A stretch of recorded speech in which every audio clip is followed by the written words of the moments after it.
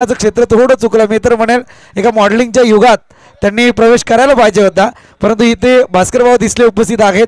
भास्कर भाऊ काही प्रश्न विचारणार नाही, सरळ माईक तुमच्या हातात देतो.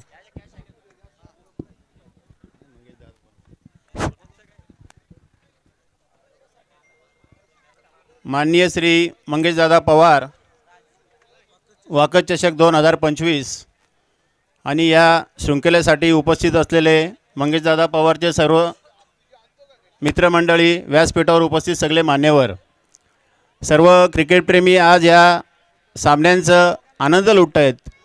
ह्या वर्षीची मला असं वाटते संदीप सर ही सगळ्यात मोठी शृंखला असेल. ह्या सीझनला एवढी मोठी शृंखला झालीच नाही. आम्ही पात्रच प्रीमियम लीगचं आयोजन केलं, KPLचं आयोजन केलं, परंतु त्या तोडीस मंगेशदादा पवार आपण हे सामने भरवलेले आहेत. मंगेशदादा, तुमचा माझा परिचय फार कमी वेळाचा असेल, परंतु जनमानसात एक मिसळलेला कार्यकर्ता म्हणून नक्कीच मी आपली या ठिकाणी स्तुती करेल. रात्रीचे 2 वाजो 3 वाजो आपला फोन असतो मला की भाऊ सरकारी हॉस्पिटलला हा पेशंट घेऊन आलो आहे, भाऊ मी इकडे आलो आहे. सामाजिक कार्यकर्ती तळमळ असलेला कार्यकर्ता आहेस तू. पुढील वाटचालीस नक्कीच आपल्याला शुभेच्छा देईल.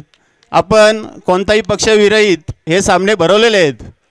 पैसे सगळ्यांकडे असतात, परंतु आयुष्यात दानत आणि नियत ही भीक मागून कधी मिळत नाही, ती नैसर्गिक असते आणि तीच दानत नियत आपल्याकडे आहे. अतिशय सुंदर सामन्यांचं आयोजन आपण या ठिकाणी केलेलं आहे. सर्व क्रिकेटप्रेमींना या निमित्ताने मी शुभेच्छा देईल. मलाही उत्सुकता सामने पाहायचे नितीन सर, त्यामुळे त्वरित सामना चालू करा. धन्यवाद. नक्कीच भास्करची एक महत्त्वाची सूचना, कारण की ही स्पर्धा खरं तर